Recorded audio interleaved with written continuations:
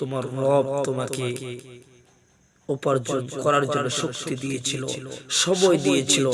যে সময়টা তোমাকে দিয়েছিল সেই সময়টাকে তোমাকে পঙ্গু করে রাখতে পারতো, তোমাকে ওই হাসপাতালের বেডের মধ্যে রাখতে পারতো, কিন্তু সেটা না করে রব্বি কারীম তোমাকে সুস্থতা দিয়েছে আর তোমাকে শক্তি দিয়েছে, সামর্থ্য দিয়েছে।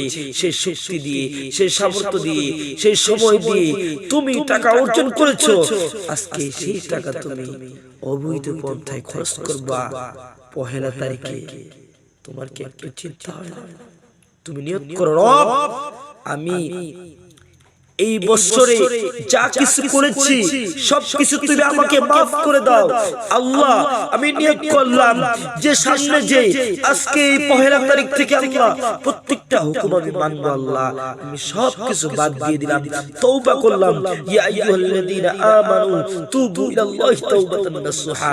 তুমি ফিরে আসো, তুমি চিন্তা করো আল্লাহ আমি যা কিছু করেছি এই বিগত দিনগুলোতে আল্লাহ তুমি আমাকে মাফ করে দাও। আল্লাহ আজকে আমি সবকিছু বাদ দিয়ে তোমার হয়ে গেলাম।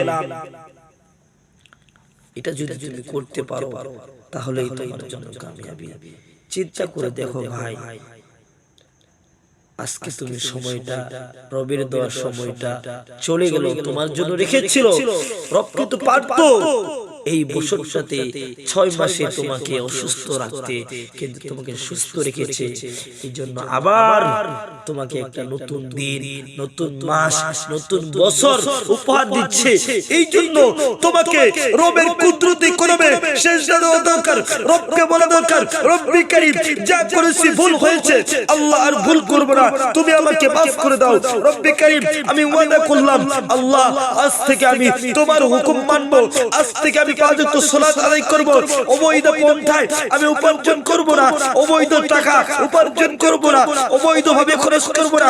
যেই পথে চললে, যেই পথে বললে, যেই পথে ব্যয় করলে আল্লাহ তুমি আমার কল্যাণ সামনে রেখেছো, সেই পথে চলার এবং বলার এবং সবকিছু উপার্জন করার মতো আমাকে তৌফিক দান করো। এরকম একটা দোয়া তুমি চিন্তা ফিকির করো, কেননা সামনে যে দিনগুলো তোমার জন্য খারাপ আসতে পারে। দোয়া করো, দোয়া করো। আর দোয়া ওয়াল ইবাদত, প্রত্যেকটা ইবাদতের হচ্ছে দোয়া হচ্ছে একটা সারাংশ। দোয়া করো। আল্লাহ চায় তো বান্দা সামনে যে তোমার যে নতুন এই যে পহেলা তারিখটা পড়তেছে, পহেলা বছরটা পড়তেছে, এই বছরে তোমার অনেক কিছু থাকতে পারে যার মাধ্যমে তোমার বড় বড় ধরনের অ্যাক্সিডেন্ট হতে পারে, ক্ষতি হতে পারে। তুমি রবেকে বলতে পারো আল্লাহ যদি আমার কপালে এরকম কিছু আছে আল্লাহ তুমি আমাকে মাফ করে দাও, আল্লাহ সেই দুর্ঘটনা থেকে আমাকে হেফাজত করো। এরকম চিন্তাধারা করে, এরকম কিছু করার পরে আল্লাহ তাআলার কাছে কান্দো বান্দা। এরকম সব কিছু বাদ তওবা তিল্লা করে ফিরে আসো, অবশ্যই অবশ্যই তোমার কল্যাণ হবে। আল্লাহ বলেছেন লা তাকুনাতু মির রাহমাতিল্লাহ ইন্নাল্লাহা ইয়াগফিরুয যুনুবা জামিআ। বান্দা তুমি রহমত থেকে, আমার রহমত থেকে নৈরাশ হইও না। তুমি যা কিছু করেছো এই বিগত বছরে তুমি মাপ চাও, এটা করো ভাই। অযথা সময়টা নষ্ট করিও না, সময়টা নষ্ট করিও না।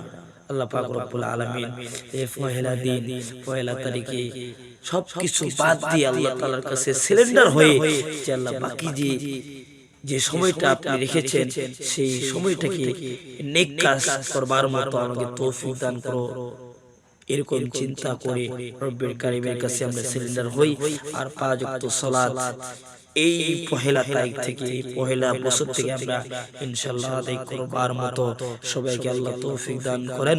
ওয়া আখির দাওয়ানা আলহামদুলিল্লাহি রাব্বিল আলামিন।